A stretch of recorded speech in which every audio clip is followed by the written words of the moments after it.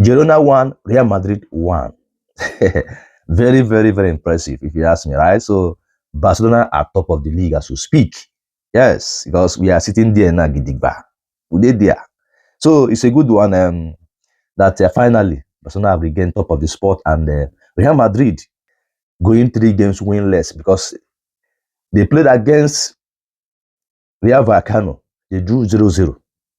They played against Eche last week. They drew 2-2.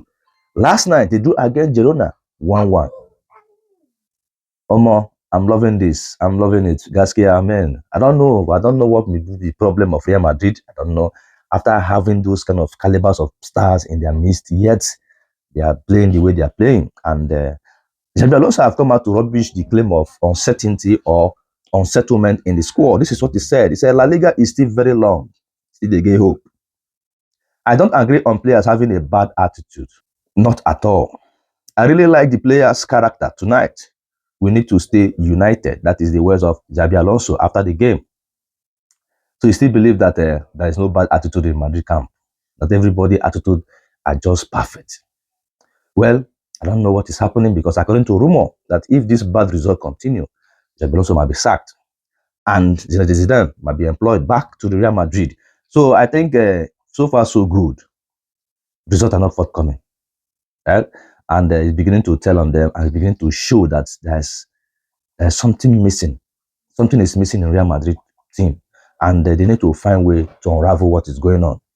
They need to find a way to unravel. And if by the end of the season, Barcelona will retain this league, I think a lot of things need to be questioned in the Real Madrid team.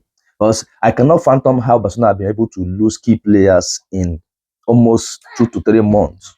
But from the beginning of the season, Barcelona have been missing key players, keeping momentum and keeping to the pace of Real Madrid, and now overturning them to retain the top spot. I think we need to start giving credit to Hansi Flick.